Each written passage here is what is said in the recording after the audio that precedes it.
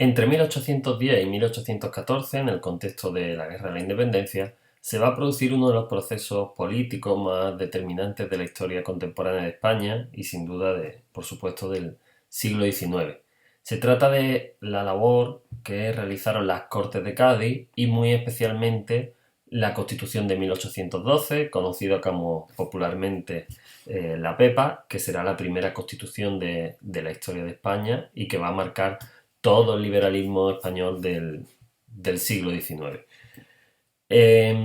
Aquí tenéis un vídeo introductorio sobre las Cortes de Cádiz y la Pepa que os recomiendo que veáis. En cuanto a las Cortes en sí, a su proceso de formación habría que aludir a la debilidad de la Junta Central, esa junta que se había formado por la unión de las juntas provinciales, sobre todo tras la derrota de la batalla de Ocaña ante los franceses, es muy contestada.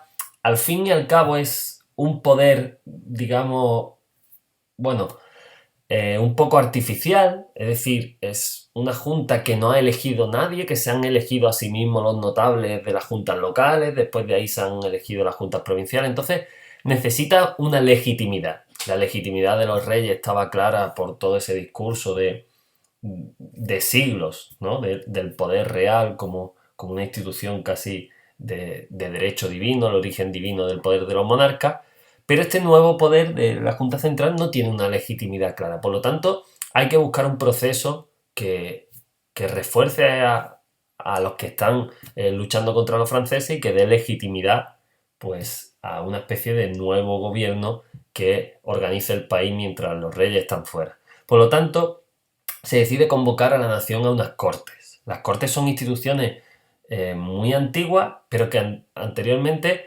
se trataba de cortes estamentales divididas por estamentos, nobleza, clero y pueblo llano. Sin embargo, en este nuevo contexto en el que ya han penetrado las ideas liberales, estos elementos liberales lograrán que se convoquen unas cortes en las que estén integrados todos en una única corte y sean elegidos por un sufragio, es verdad que censitario indirecto, es decir, en el que votan solo una parte de la gente, aquella que tenga unos determinados bienes y riquezas, e indirecto, es decir, que se iban recogiendo, pues para que lo entendamos actualmente, pues como si en cada pueblo se hace una elección, los representantes de cada pueblo eligen al representante de la comarca y los representantes de las comarcas eligen al representante de la provincia, algo así. En aquella época creo que era de partido, de parroquia y de provincia, pero bueno, para que nos entendamos.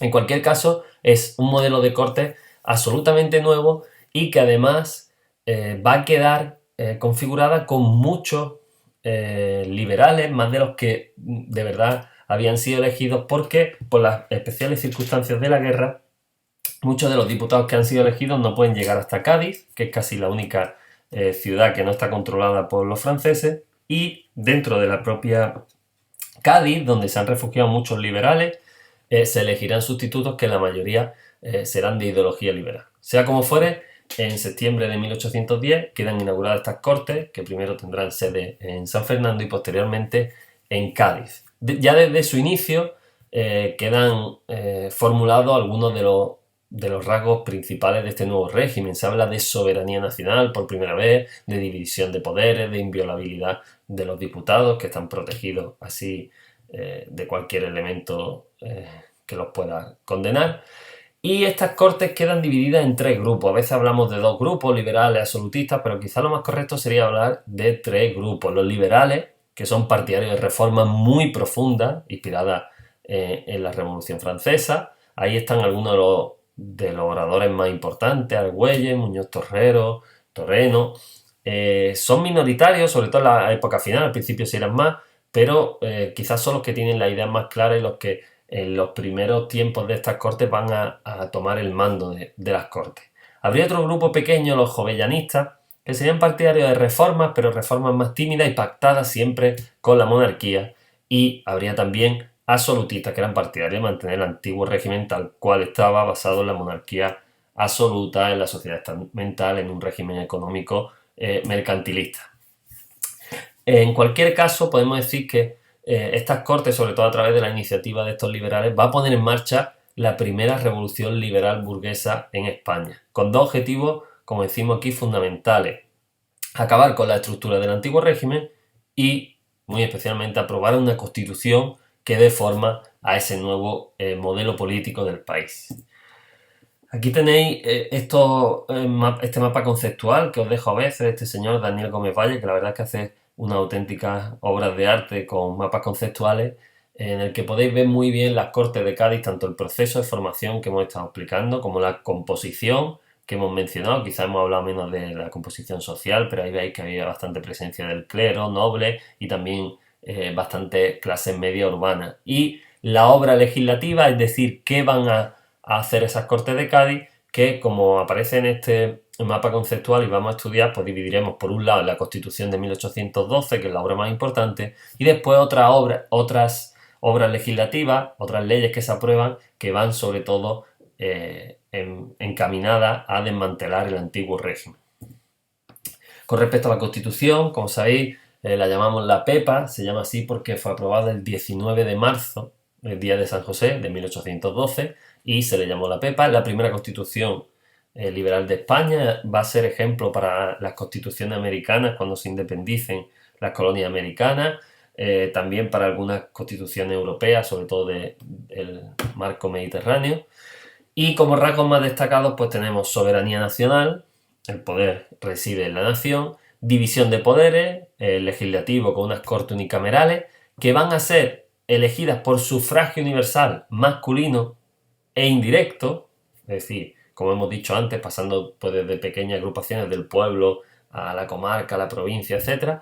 Pero ya aparece la idea de sufragio universal, aunque sea masculino, es decir, independientemente de tu riqueza, tu posición social, tienes derecho a voto. Poder judicial recaerá exclusivamente en los tribunales y poder ejecutivo se mantiene en el rey, pero con limitaciones muy importantes. No podrá disolver las cortes, los ministros que nombre tienen que ser refrendados por las cortes, no podrán vetar una ley aprobada por las cortes durante más de 2 años, es decir, que está bastante limitado por el poder legislativo. Igualdad ante la ley, se acaba con los privilegios estamentales, ya no tendremos esa sociedad estamental dividida en privilegiados y no privilegiados, y se formulan una serie importante de derechos individuales a la educación, libertad de imprenta, libertad de pensamiento, publicación, propiedad, etc. En cuanto al catolicismo, sí es quizá uno de los rasgos más conservadores o quizás más herederos del antiguo régimen, pero la única religión que se permite es el catolicismo. ¿De acuerdo? Como resumen o como valoración de esta constitución, podemos decir que es una de las más avanzadas de su época, de hecho, más que la propia sociedad española del momento. Incluso durante el siglo XIX habrá varias constituciones posteriores menos avanzadas que esta. Va a ser, pues, por tanto, una constitución liberal, moderna, progresista, que establece algunos elementos como la separación de poderes, la limitación del poder del rey, amplios derechos como el sufragio universal masculino, que fuera indirecto, y quizás lo que es menos liberal o menos progresista en este sentido es el establecimiento del catolicismo como única religión permitida, pero bueno, fue un tema que se discutió muy al final, donde ya cada vez había una mayor proporción de absolutistas y ahí los liberales no pudieron llevar la voz cantante.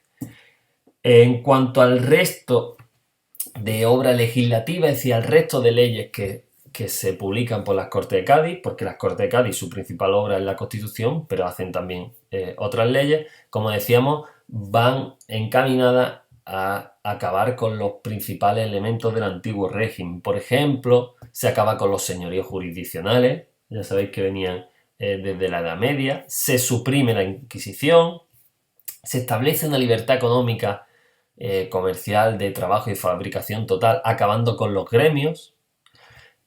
También se procede a la desamortización de algunos bienes de la Iglesia y las pocas o las aduanas interiores que aún quedaban también se suprimen. Como se ve, casi todos los restos que quedaban del modelo económico del antiguo régimen pues se eliminan. Restos económicos y también, bueno, algún elemento importante como a nivel social y político como la Inquisición.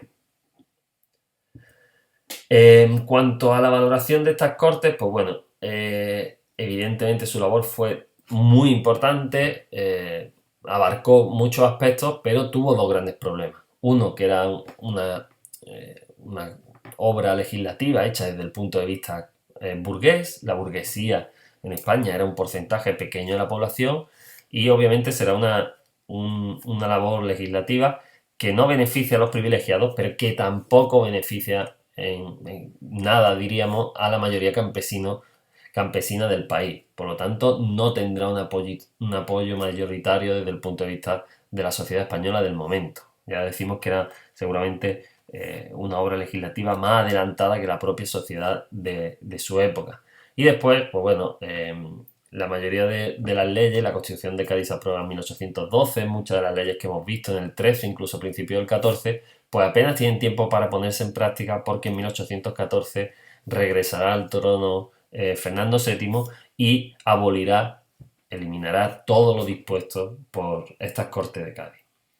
Aquí tenéis ya para terminar, que nos serviría para terminar este proceso o este periodo de guerra, independencia y Cortes de Cádiz. Pensar que es un proceso entre 1808 y 1814 que casi se produce a la vez, al mismo tiempo. Toda esta labor legislativa se está llevando a cabo mientras está la guerra de la independencia. Y aquí tenéis de nuevo estos mapas conceptuales tan buenos de este hombre Daniel Gómez Valle, en el que podéis ver perfectamente, pues, bueno, todo el proceso político que vivirá España en estos 6 años tan trascendentales.